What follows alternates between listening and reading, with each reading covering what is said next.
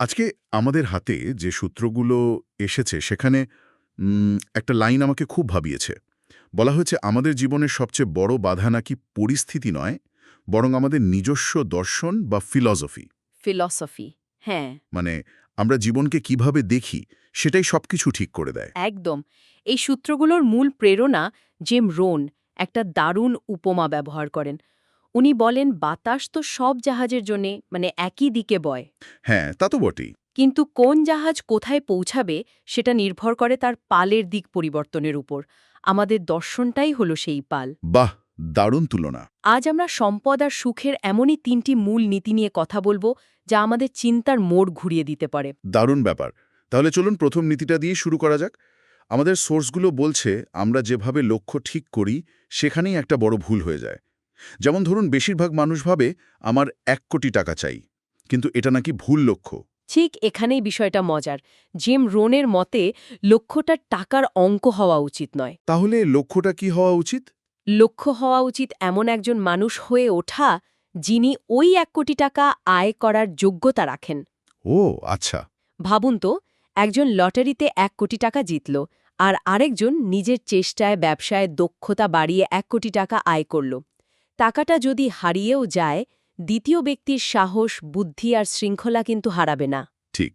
উনি আবার সেটা আয় করতে পারবেন। একদম। আসল সম্পদ টাকা নয়, আসল সম্পদ হলো সেই মানুষটা হয়ে ওঠা। বাহ, এটা তো পুরো দৃষ্টিভঙ্গিটাই বদলে নেয়। তার মানে ফোকাসটা ফলাফলের উপর নয়, বরং নিজের উন্নতির। হ্যাঁ, নিজের সেই যাত্রার উপর। এই লক্ষ্য অর্জনের জন্য তো প্রতিদিনকার জীবনে একটা শৃঙ্খলা দরকার।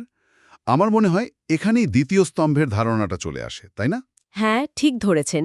সূত্রগুলো বলছে জীবনে 2 ধরনের যন্ত্রণা আছে, আর আমাদের যে কোনো একটাকে বেছে নিতেই হবে।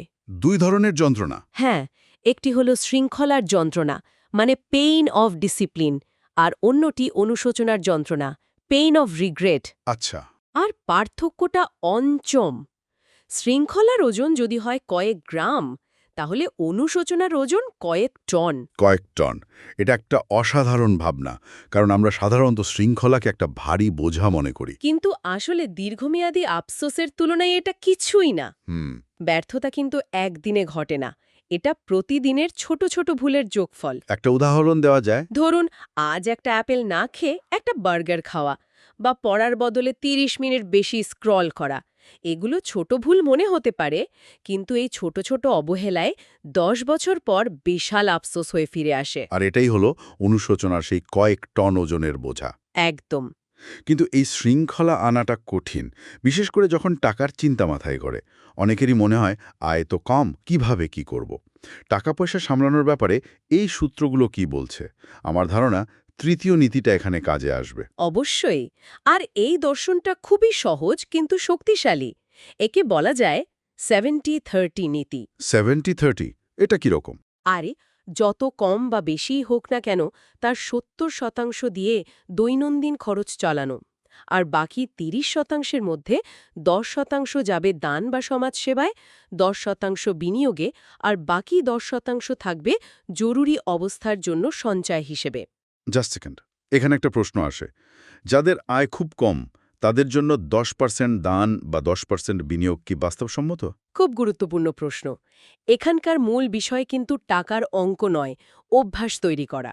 অভ্যাস। হ্যাঁ, আয় যদি 10,000 টাকাও হয়, সেখান থেকে 100 টাকা বিনিয়োগ বা 100 টাকা দান করাটা হয়তো আর্থিক দিক থেকে বিশাল কিছু নয়, কিন্তু এটা একটা মানসিক অভ্যাস তৈরি করে। আচ্ছা, মানে এটা একটা মাইন্ডসেট তৈরি করার ব্যাপার। ঠিক।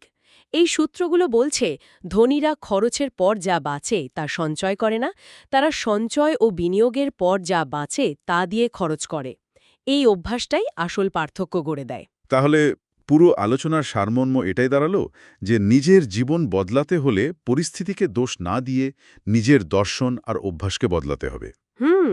আজকের ছোট ছোট ভালো অভ্যাসগুলোই সময়ের সাথে সাথে চক্রবৃদ্ধি হারে, মানে কম্পাউন্ড এফেক্টের মাধ্যমে বেড়ে একটা বিশাল পরিবর্তন আনবে। ঠিক তাই। আর সবশেষে একটা বোনাস চিন্তা যোগ করা যাক, যা এই সূত্রগুলোতে বারবার এসেছে।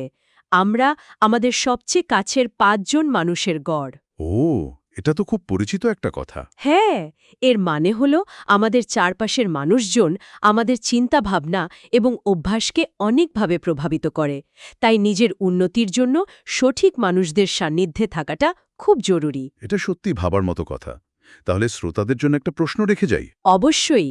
যদি অতীত সত্যিই ভবিষ্যৎ নির্ধারণ না করে, তাহলে আজ এমন কোন একটি ছোট শৃঙ্খলাবদ্ধ কাজ শুরু করা যায়, যার জন্য 5 বছর পরের আপনি আজকের আপনাকে ধন্যবাদ জানাবে?